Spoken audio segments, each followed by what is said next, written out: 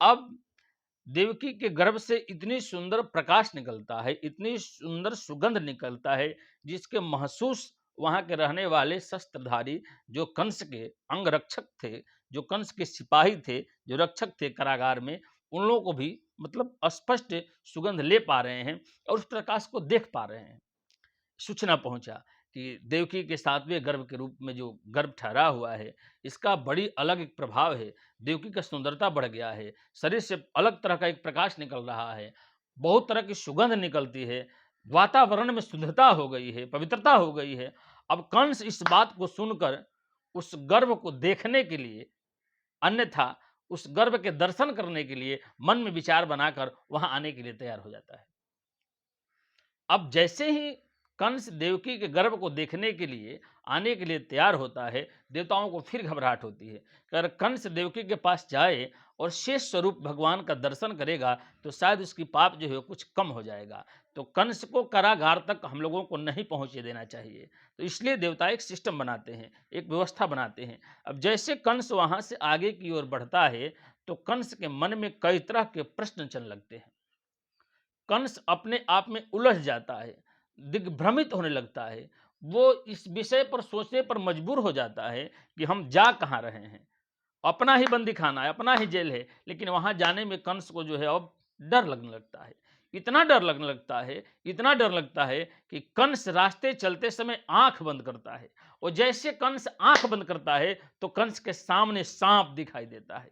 वो भी 1000 फन वाला साँप, काला नाग, नागराज, ऐसे-ऐसे दिव्य साँपों का दर्शन कंस को होना चालू हो जाता है। कंस घबराने लगता है, चिल्लाने लगता है, रुदन करने लगता है। इस विषय पर कंस को दिमाग इतना दिग्भ्रमित हो जाता है कि कंस बार-बार उस दृश्य को देखता है। अब जो सपना में भी आँख में अभी कंस चल रहा है, आँख बंद किया, सर्प दिखाई दिया, आँख खोला, कुछ नहीं। फिर जैसे सोचा कि क्या दिखाई दे दिया भाई, फिर आँख बंद किया, फिर सर्प दिखाई दिया। अब उस सर्प की फन को देखकर कंस जिधर नजर घुमाता है, उसको सांप ही सांप दिखाई देते हैं, सांप ही सांप दिखाई देते हैं। अब कंस को इतना सर्प दिखाई देता है, आगे चलता है तो उसको लगता है कि मेरा जो है पैर वो सर्प पर पड़ रहा है, मुझे सांप काट लेगा, मुझे नाक डस लेगा। पागलों जैसा कंस का हरकत हो जाता है। ये कैसा होता है व्यक्ति के, जब व्यक्ति के मन में डर हो जाता है, कंस डर जाता है। अब आप कल्पना कीजिए, जो अभी प्रत्यक्ष रूप से नहीं आए हैं, वो अगर थोड़ी-सी कृपा करते हैं, तो कंस इतना बेचैन हो जाता है, इतना डर जाता है, उनको वो समाप्त करने के लिए जा रहा है और सामने प्रकट हो जाएँ, तो क्या कंस उसको मार सकता है? कदाचित नहीं। लेकिन कंस अभी अपने आप में सोच ही नहीं पा रहा है कि हम करने क्या क्या जा रहे हैं। करत विचार चले मना, जासु हृदय प्रिय आन, हेतु धर्म के ही भांति सो, कृपा जान पुर ध्यान। कंस का अब ना जप में ध्यान लगता है, ना पूजा में ध्यान लगता है, ना अनुष्ठान में ध्यान लगता है, ना भोजन में ध्यान लगता है, ना सोने को नींद आता है। दिन रात उसको अपने मृत्यु के चक्कर में उसको डर लगने लगता है। अंतोगत्वा कंस जो है, बंदी खाने से बेगर देवकी मैया को देखे ही लौट कर चला आता है।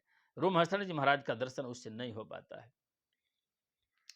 कंस अपने आप में बड़ी दुखित होता है, इतना दुखित हो जाता है, कंस उस दिन से बहुत डरा हुआ है, बहुत क्षमा हुआ है और तब जाके पुनः वहां नारद जी का फिर शुभ आगमन हो जाता है।